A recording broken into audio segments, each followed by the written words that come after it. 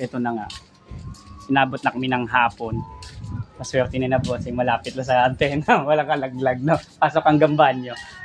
So, no, dito yung kliyente namin. So, hindi sa amin piso wifi, no? Kilala ko din yung builder. Ayan. No.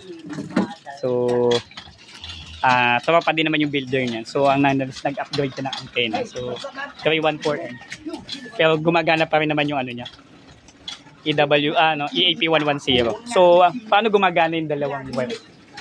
So, anong nangyari dyan? Yung isang wire nito, yan may blue, nakakonect din do sa LAN ng TP-Link. So, ibig sabihin, AP mode. So, dalawa kasi saksakan nito. So, naka-AP mode. Yun, dalawang AP mode yan. No? So, wired. Kasi ang EAP, dalawa lang kasi mode niya. So, isang repeater and AP mode. So, hindi naman pwede repeater kasi magiging free internet. So, magkaka-conflict lang. So, dito sa setup na to ay lumalabas useless to kasi nga magkatabi lang yung dalawang antena. Wala na kasing mahabang kable yung aming kliyente. So, kailangan niyang ilayo ito saan man niya gusto dalhin kasi naka-wired naman na yan. So, hindi yan kagaya ng ibang antena na may bridge mode, no? So, pwede sana. So, nagagamit na nila hanggang doon sa magkabilang dulo, hanggang dagat. So, yun, amaze ako. Dito lang guys sa Barangay Kapitisa. So, sa Silangan, no? Bago mag-Isla Verde. So, yun. So, shoutout sa kliyente namin sa taga Isla Verde, no? Siya nag-refer dito.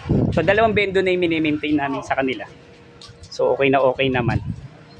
So, yun. So, yung kliyente ko satisfied naman. At shoutout pa pala doon kay Boss Tonton Aquino na nagbigay ng mga isda. So, yun. So, maraming salamat po. So, salamat sa isda na naibigay. So, actually, minor lang na may issue pero binigyan pa kami ng pera, binigyan pa kami ng isda. Sobrang na nga po kung tutuusin. So, yun. Maraming salamat ang isda. Ayan. So, masarap. May ulam na kami. Libre na ulam.